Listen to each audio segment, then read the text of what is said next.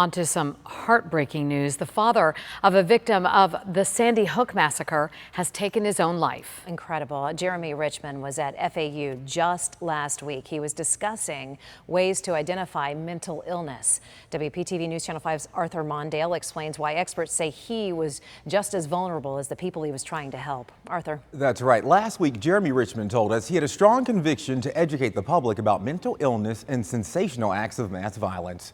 After the news of his suicide, experts say it's important to remember that status and position does not exclude a person from taking their own life.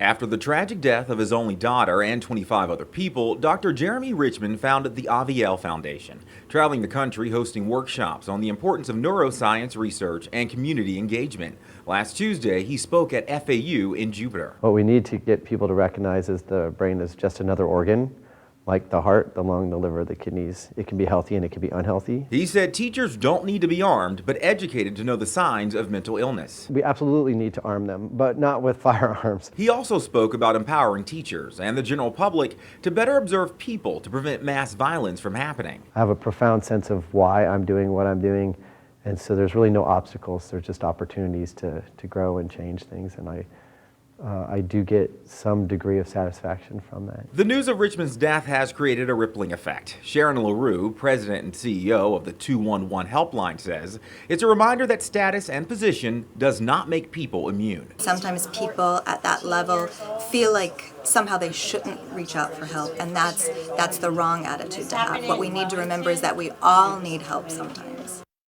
Now, LaRue goes on to say even with a 24-hour call center, suicide rates have increased in every demographic for the last 15 years. Arthur Mondale, WPTV News Channel 5.